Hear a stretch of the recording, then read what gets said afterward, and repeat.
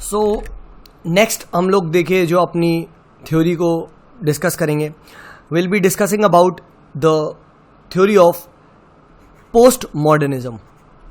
Post modernism in international relations के बारे में हम लोग बात करने की कोशिश करेंगे एंड इसको हम लोग देखने की कोशिश करेंगे।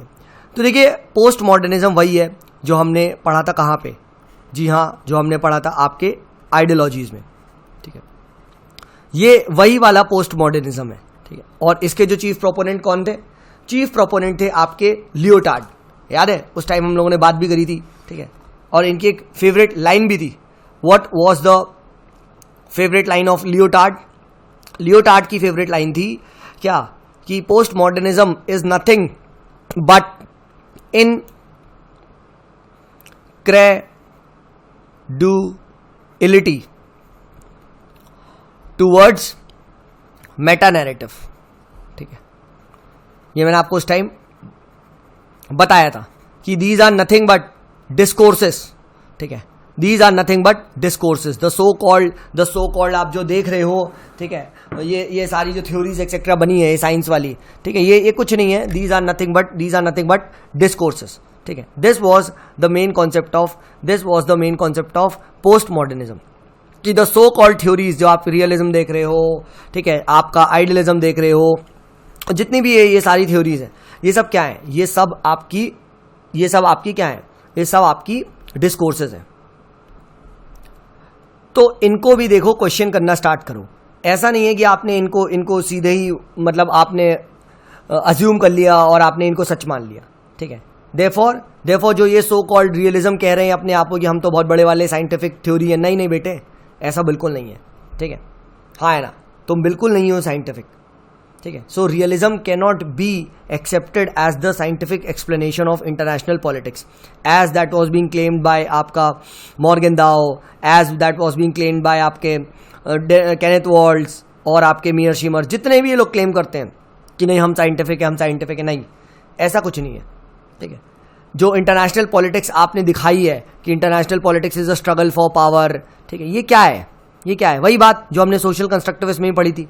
ये एक तरीका है, ये तुम्हारा एक तरीका है बताना, ठीक है। You want to people to believe that international politics is all about war, you want people to go for war, ठीक है, ताकि तुम्हारा फायदा हो, ठीक है।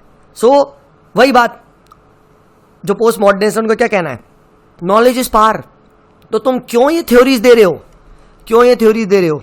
क्योंकि तुम्हारा पर्पस है क्या कि भाई तुम इस थ्योरी देके, इस नॉलेज देके you want to capture power, हाँ है ना।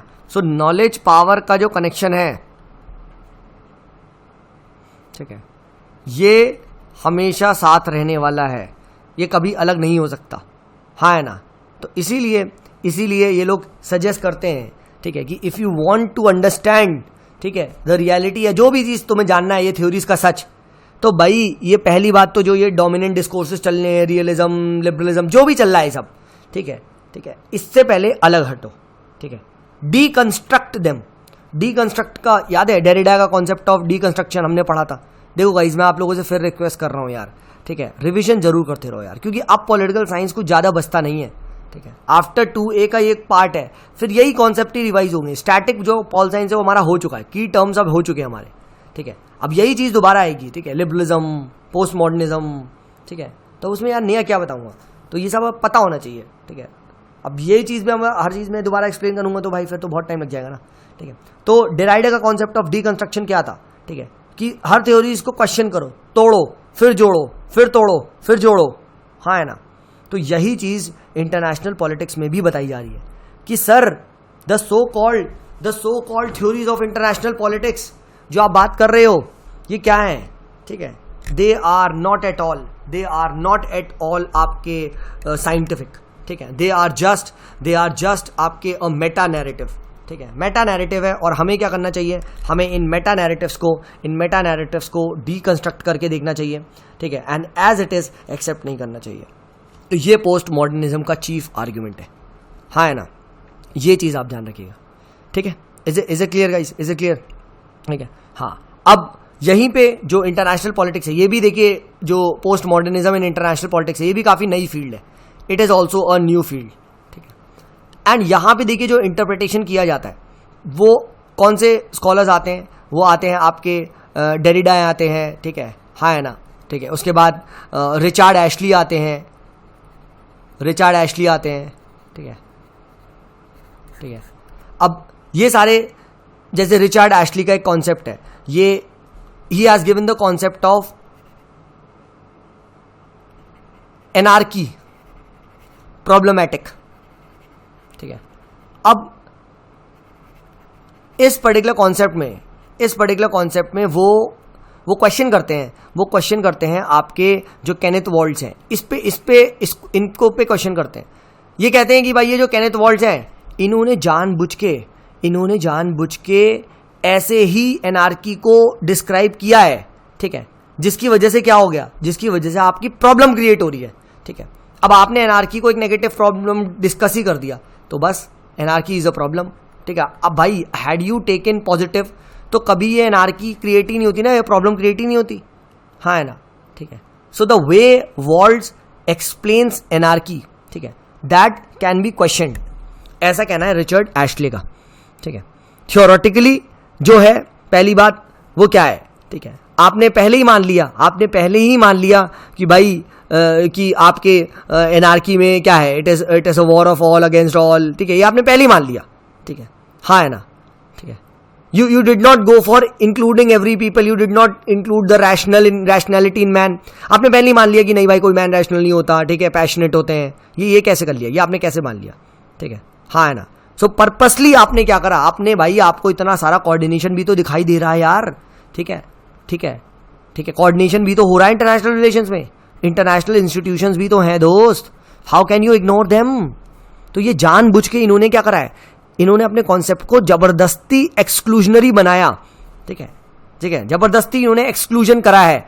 किसका एक्सक्लूजन, इंटरनेशनल रिलेशंस में आपके, अरे इंटरनेशनल ऑर्गेनाइजेशंस का यार, इंटरनेशनल ऑर्गेनाइजेशंस का जानबूझ के इन्होंने एक्सक्लूजन करा, जानबूझ के इन्होंने ऐसे डिफाइन किया, हाँ है ना, ठीक है। फिर इन्होंने क्या करा, फिर इन्होंने एनार्की को ऐसे डिफाइन करा कि भाई जानबूझ के ये आ जाए इन टर्म्स ऑफ पावर, ठीक है, it compels the nation for power politics, हाँ है ना, it compels the nation for power politics, and when it compels the nation for power politics तो बस फिर क्या होगा, वही सिक्योरिटी डिलेमा, ठीक है, arms race and ultimately war, ठीक है।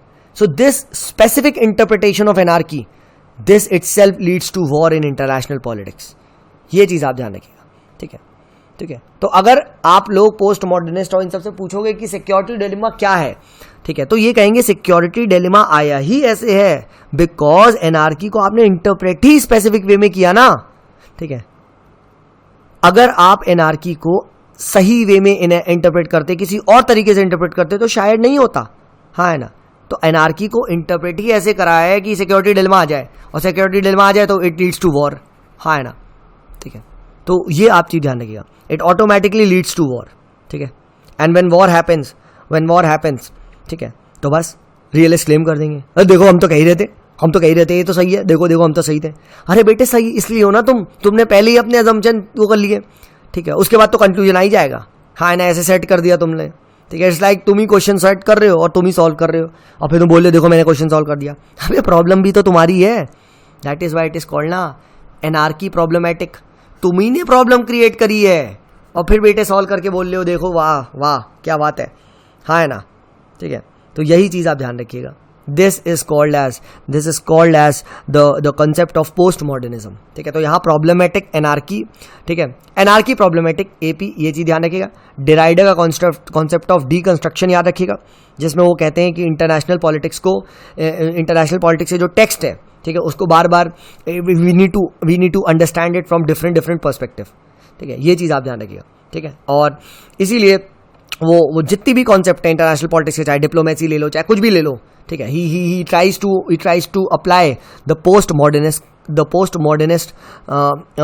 आप कह सकते हो पर्सपेक्टिव, ठीक है, in order to study the concept of diplomacy, ठीक है। तो ये पोस्ट मॉडर्निज्म का कॉन्सेप्ट है, समझे। तो वही पोस्ट मॉडर्निज्म जो हमने वहाँ पढ़ा था आइडियोलॉजी में, ठीक है, वही आपका इसमें दिखाई देता है, ठीक है, ये चीज़ आप ध्यान रखिएगा। तो रिलेटिवली न्यू स्कूल है, ठीक है। तो ये हमने बात कर ली आपका जो पोस्ट मॉडर्निज्म है, ठीक है, post modernist perspective in international politics, इसके बारे में हम लोगों ने बात कर ली, ठीक है।